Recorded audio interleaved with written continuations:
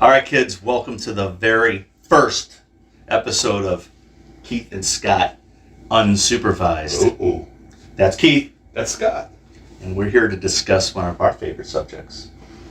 Our top 5 guitar players of all time. All time. All time. It was tough. It was very tough. I wish we could have done a top 10. Yeah.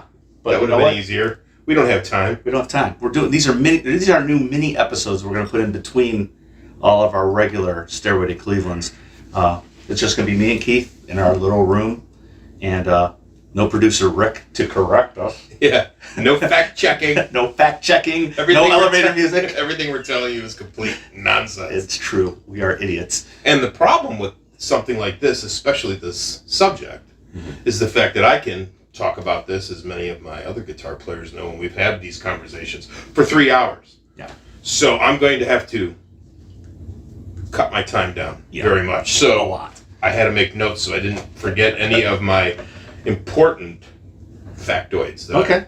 Well, let's get into it. First of all, I wanted to say in these mini episodes, while we're doing them, I will be representing Cleveland bands that I love.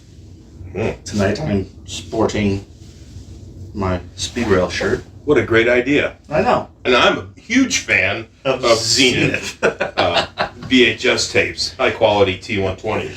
So we're going to fit these in between our regular episodes, like I said. So let's get right to it, man, because we only got a few minutes. We're going to get to it. Top favorite guitar players of all time. Oh. So let's start at 5 and work over. That's what I was going to do. And you know, I'm going to, if you want me to start? Please. Okay, cool. Now, since I've played guitar forever, I've always based, and this list is purely not bass, guitar. Based on guitar tone, body of work, and blues bass guitar players are my favorite. Okay. You'll have your classically, what do they call those? People like Randy Rhodes, who is amazing. Take nothing away from him, but he was classical. Yeah. Classically influenced. Most of mine are, and all of mine basically, are blues based, and that's the stuff I love. And you'll notice, and maybe you won't, but you will, that all 5 of my guitarists were the only guitarists in their primary bands. Right on. So that's it. Okay. So you want me to start with number 5? Yeah, bud. Number 5, Jakey Lee. Ooh. Jakey Lee. Can't go wrong there. And I'm sorry, I'm going to catch help for this. My favorite Ozzy guitarist. Only because he wrote a lot of the stuff. Bark of the Moon?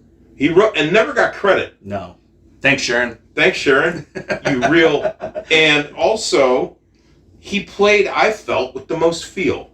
I thought he played with the most feel, hit an amazing guitar tone, his writing, and he was in Badlands. Yes, he was. One of my favorite bands. Amazing band. And actually, Scott, here's a little factoid for you and our audience. My favorite guitar solo of all time is on that first Badlands album. Really? Dancing on the Edge. Wow. I consider that the perfect guitar solo. So you can call me an idiot, but that's it. And then, Wait. Are you not going up, are you? No. And he was also in the Red Dragon Cartel, which he came back when he was missing for so many years, and it's stunning. Everything he's done, I've loved. Number 5, Jakey Lee. All right, well, I'm going to bounce off of that with my number 5. Go ahead. You mentioned him. I got to go with Randy Rhodes, number 5. Amazing guitar. Granted, we only had a very small sample size with Randy. But just think. Just think what he would have done. But what he did on those 2 Ozzy albums. Pretty amazing. Amazing. Although I didn't think the guitar tone as much, but it's not my turn. Right. And we can disagree. We're not doing a battle tonight. We're just talking. We're not battling. We're just talking. But yeah, I mean, granted, one of the best guitar players. Not a very good pilot, but a very great guitar player. That's a terrible thing to say. I don't think he was flying the plane. Oh, sorry. But yeah, I mean, Randy Rhodes. John Denver's a bad pilot. Ooh. Yeah. Sorry about that. Well, he's not on my top 5 guitar players. Not on anybody's. All right, so yeah, my number 5 is indeed Randy Rhodes. Awesome. Let's go to 4, Keith. What do you got? Number 4. The one, the only Reverend Willie G. Billy Gibbons. Oh, of course. I picked him. I knew you were going to have him on your list. He did. He pre-guessed. I think he just took rock blues to another level. Again, amazing guitar tone. He also sang and played, which is another criteria for me. Played amazing, and he was in a 3-piece band. He held, I mean, Dusty held down the bass. I get it. Yeah. But everything he did, to me, was amazing. And he was one of my very first guitar influences. Wow. Was Billy Gibbons, yeah. That's awesome. Yeah.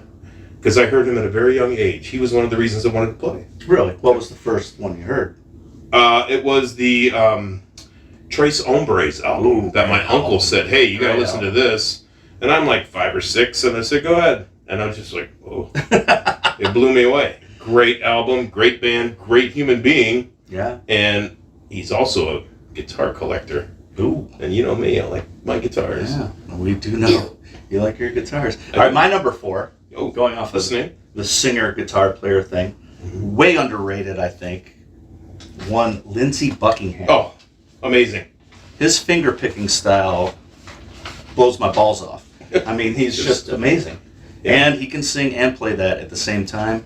And he bagged Stevie Nicks. Well, he did first. Well, as we knew her. They wrote songs about hating each other, and they sang and it was brilliant. Right in each other's faces. But besides that, I mean, the way he played just is amazing.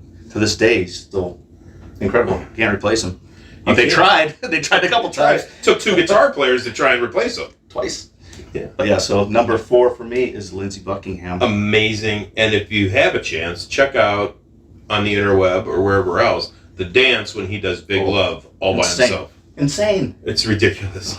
Yeah. Great. Love it. Let's move on. Number 3, Keith. Who you got? Number 3, Joe Walsh. Shocking there. The chameleon. The guy that can play anything. And not to mention, again, James Gang. Another early influence for me. Only guitar player. Yeah. But James Gang was killer. It was the James Gang that Don Henley and Glenn Frey went and saw and said, you need to get that guy. So, yeah, in the Eagles, of course, he had some help with other guitar players, but he was also an amazing keyboard player in the Eagles as well. Yes, he was. And go ahead. From right here. Yeah. Built it right here in Cleveland. Yeah, he came up through Kent, and he's played on several great albums as a session musician, but he's never classified as a session musician. I mean, Jay Ferguson's Thunder Island, you could tell his slide guitar anywhere. And he always had great tone. Every guitar he played sounded great. Yeah. Love Joe Walsh. Every album I love him. He's amazing. I just love him. My number 3, moving on. Oh, people are going to give me guff because he was a singer and a frontman and one guy by the name of Prince Rogers Nelson. Oh, yeah. Well. The Purple Badness himself. Prince, I mean... The multi-instrumentalist. He could play everything. But the one thing that will totally wreck your brain is watch him play at that Rock and Roll Hall of Fame thing on While My Guitar Gently Weeps. The solo on that. Blistering. Amazing. He knocked everybody off the stage, and those were all legends up on that stage. Yeah. And they all knew it. Yeah. You just listen to Prince play guitar. I mean, I'm sorry. Whether you think he's a singer or not, he's I liked his guitar playing better than his singing. Sorry. So yeah, Prince is number 3 for me. Awesome. I mean, just pick any of his albums. The albums he didn't play everything, he was playing guitar. I mean, listen to the end of Let's Go Crazy or, any of those. I mean, I could pick any song out of a hat. Prince is number 3 for me. Number 2 for you, Keith. Oh, I'm going to catch guff for this. People are going to say, why isn't this your number 1? And it was tough, but I mean, I'll let you know my number 1, and maybe you'll agree, maybe you won't. And I don't care because it's my number 1, not yours. But my number 2, the one, the only, Edward Van Halen. Wow, number 2. Number 2. The birthday boy. Today's his birthday. We're filming this. Happy birthday, buddy. Innovator. More than a virtuoso, I would call him an innovator. He changed the way people played the guitar from 1978 till now. Just an excellent composer. He wasn't a songwriter, he composed music. And what a lot of people don't know is how good his rhythm chops were. Oh, yeah. His rhythm playing, and he also stole from Billy Gibbons. He was a big Billy Gibbons fan. If you listen close, you can see some similarities there. But just killer tone. Everybody's been trying to achieve that tone for years. Nobody could match it. When you hear it, you know it's him. And Women and Children First. First album I ever heard, and I said, what the hell is this? And it just grabbed me in. And then Fair Warning right after it, I said, oh my God, this guy's just amazing. Yeah. Fair Warning being my favorite album of all time. But anyway, I love Eddie. I loved everything he did, and I love what he did for rock music and rock guitar. Awesome. Just amazing. My number 2 is Steve Vai. I mean, from Zappa to his solo stuff to Vai, the band, to everything in between, Whitesnake. I mean, the guy's one of my an alien. favorite Whitesnake albums is Slip of the Tongue. It's amazing. I mean, he's great on it. I mean, the guy's just insane. He's just, and he's still finding new ways to play the guitar, and it's just yeah. So I mean, it's not much more I could say about Steve Vai. He was in his teens when he started with Zappa. Yeah. And if you could play with Frank Zappa, not too shabby. You're a pretty good guitar player. So yeah, he's just grown and he's a legend. I mean. Oh yeah. Bad horsey, you know. So let's go to number 1, Keith. What's your number 1? Oh boy. My number 1. And some Put his strength down, it's important. Yeah, some guitar players might agree with me. Some may say, well, yeah, but I don't care. It's my number 1. The one, the only Gary Moore. Wow. That is a virtuoso. That guy came out in almost every genre and nailed it. Watching him play, the control he had over his guitar at any point live is amazing. If you ever see some good shows, and I brought one along just in case anybody wants to take a listen to it, look this up. Gary Moore live at Monsters of Rock. This DVD, and I'm not selling it, is just amazing. 3-piece band. He did a stint with Thin Lizzy. He did 2 albums. He played on